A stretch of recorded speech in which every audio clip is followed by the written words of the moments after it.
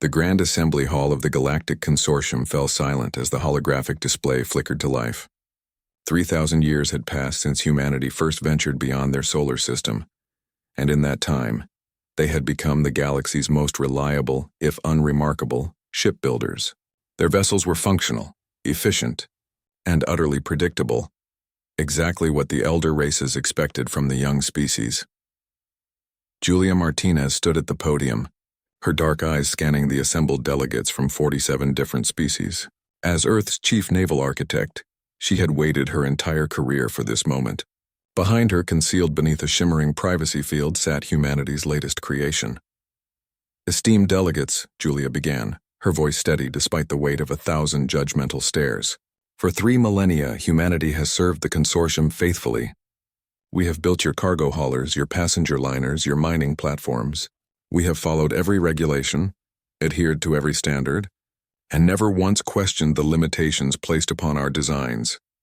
Ambassador Thelcora, a towering crystalline being from the Prism Collective, shifted uncomfortably. "We appreciate humanity's contributions, Architect Martinez. Your species has proven most adequate in executing established designs. But this emergency session, surely you understand our concern. The specifications you submitted for your new vessel class violate 17 safety protocols and defy conventional physics as we understand them." Julia smiled. It wasn't a warm smile. "With respect, Ambassador, your species has been spacefaring for 74,000 years. The youngest race in this chamber, aside from us, has been traveling the stars for 12,000. You have all grown comfortable with your methods, your technologies, your assumptions about what is and isn't possible," she gestured, and the privacy field dissolved. The assembled delegates gasped, clicked, hummed, and produced various other sounds of shock as they beheld the vessel floating in the holographic display. It was unlike anything they had ever seen. Where consortium ships were smooth and aerodynamic, this human creation was angular and brutal. Where standard vessels relied on gravity manipulation and conventional thrusters, this ship featured massive engines that seemed to challenge the very fabric of spacetime. Weapon ports dotted its hull in configurations that made tactical sense only to a species that had spent millennia perfecting the art of war before ever leaving their homeworld. "Impossible," breathed Commander Zix of the Hegemony Defense Fleet. "Those power readings? No biological crew could survive the acceleration rates your engines suggest. You're absolutely right," came a voice from the entrance. James Chen, humanity's Director of Advanced Propulsion, strode into the chamber with the confidence of someone who had just rewritten the rules. His presence drew immediate attention, not because of his rank, but because of the device attached to his forearm, pulsing with energy signatures that made several delegates' sensors scream warnings. "Commander Zix, your species discovered faster than light travel by manipulating gravitational fields. Beautiful work, truly, but it took you 4,000 years to reduce the power requirements to something manageable." James approached the holographic display, and the ship rotated to reveal its massive engine array. "Humans, we got impatient." Julia picked up the explanation seamlessly. They had rehearsed this presentation 100 times, knowing it would either cement humanity's place among the stars or see them expelled from the consortium entirely. "We went a different direction," Julia continued.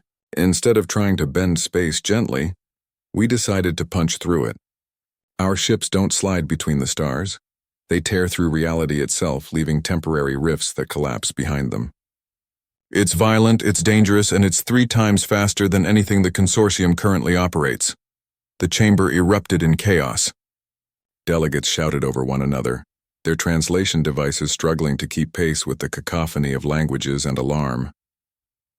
Ambassador Thelcora's crystalline structure pulsed with an angry red hue. "This is madness. You speak of destabilizing spacetime itself, the damage to the cosmic fabric. The consequences could be catastrophic." "Could be," James acknowledged, his voice cutting through the noise. "If we didn't know what we were doing." "But Ambassador, humanity spent 3,000 years building ships for everyone else.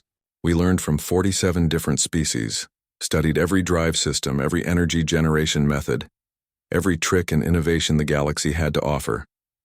And then we took all of that knowledge and asked ourselves a very human question. What if we stopped playing it safe?" Julia activated another display, Data streams filled the air, showing test results, simulations, and real-world trials conducted in deep space, far from inhabited systems. We've run 400 test flights over the past 2 years, she explained. Not once has there been a catastrophic failure.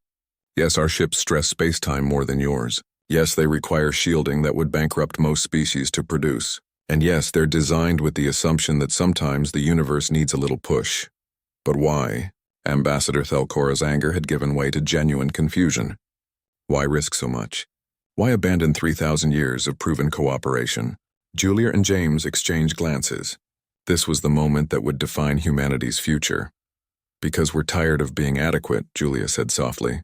Because for 3 millennia, we've watched other species treat us like clever children who are good at following instructions. Because we come from a world where we spent thousands of years fighting each other, pushing boundaries, taking insane risks, and somehow surviving them all. That's what we are, Ambassador. We're the species that looked at a problem everyone else considered solved and said, but what if there's a better way? James stepped forward, the device on his arm pulsing brighter. This isn't just about faster ships or more powerful weapons. It's about showing the galaxy that humanity isn't content to remain the reliable builders of conventional vessels.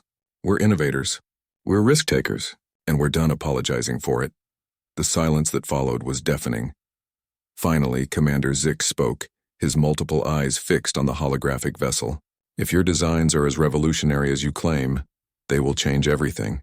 Military tactics, trade routes, emergency response, the entire structure of consortium operations will need to be reconsidered. Yes, Julia agreed. It will. Ambassador Thelcora's crystalline form shifted through several colors before settling on a contemplative blue. The Council will need time to deliberate, but Architect Martinez, Director Chen, you have given us much to consider. Perhaps we have underestimated humanity's potential. As the delegates filed out, arguing amongst themselves, Julia allowed herself a small smile.